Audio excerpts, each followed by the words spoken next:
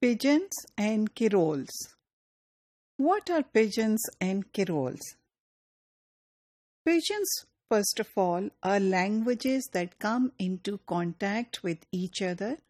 Both of the languages are not mutually intelligible, and then together people speaking those two languages try to communicate with each other, and in that situation, a new language is born in which features of both the languages are taken together in this attempt to communicate with each other. And this is where you see the birth of a pigeon. Now, these pigeons are structurally simple.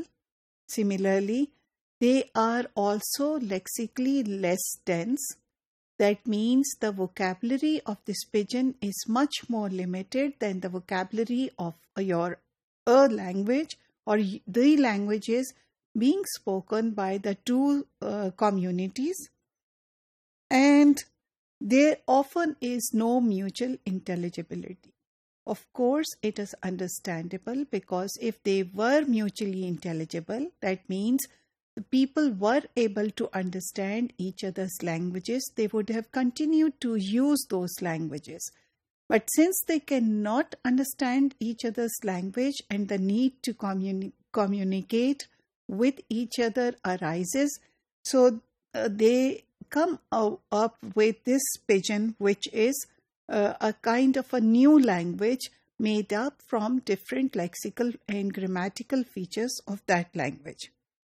Now, that would mean that pigeons are almost always learned as second languages because they do not have any place in the homes, and usually it is where the market is or where social interaction outside homes that is taking place where pigeons are born.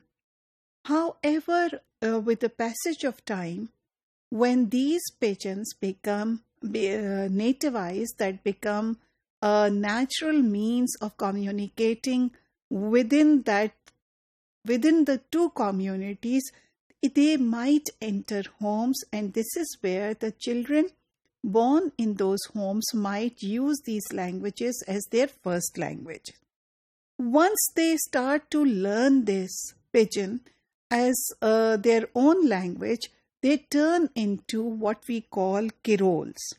So carols are languages now which are structurally more complex because over a period of time they have developed their strong grammars. Over a period of time they have also expanded their vocabulary systems. So using those languages now, using a carol for instance, you are able to talk about a lot more different things and perform a lot more functions than you were originally able to do when it was in its pigeon form. So they are learned as first languages. And coming to carols, one is reminded of two main groups of carols. One is Atlantic carol and the other one is Caribbean carol.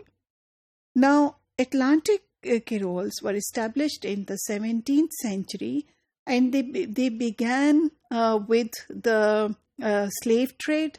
And with the slave trade, there came to be, in West African and Caribbean context, you have these carols which were coming into being. An example in this regard is the Haitian carol, which is also now a co-official language with French.